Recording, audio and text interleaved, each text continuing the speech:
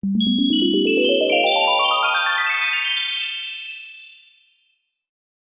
P of x equals x minus 3 and x plus 6 in the numerator and x squared minus 2x minus 3 in the denominator. Find all the values of x for which P of x is less than or equal to 0. All right.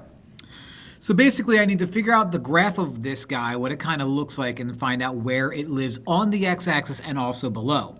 So what I really need to do is I need to write out the factored form, keep it that way, x plus 6, x minus 3. Factor out the bottom. Two numbers that add up to -2 and multiply out to -3, x minus 3, x plus 1. That'll do just fine. Now, I have magic numbers here of 3, -6, 3, and -1. Those are the numbers that, when plugged in, would give the factor 0.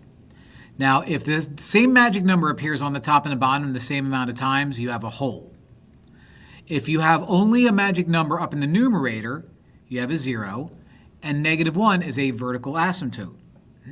Another thing about this guy, and this will kind of help me graph it, is if I multiply x to x, that gives me an x squared in the numerator, and I already have a leading term of x squared on the denominator, which means I have a horizontal asymptote of x squared over x squared, which is just y equals 1.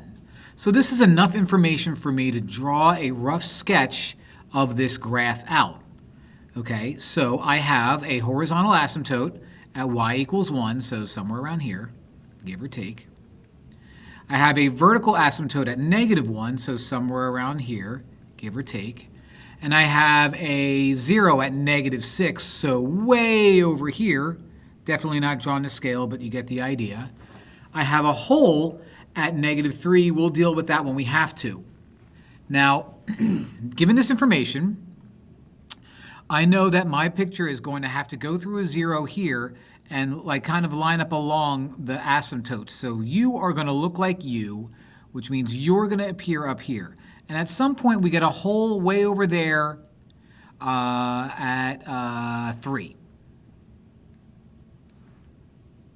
My job is to find where this is lower than the x-axis. This is actually very friendly because the hole is not going to do anything and ruin our lives. This is just going to be us saying, all right, well, it looks like it's below the x-axis and on the x-axis from -6 to -1. Include -6, don't include -1. And that's really how you do it. It's not that bad of a problem.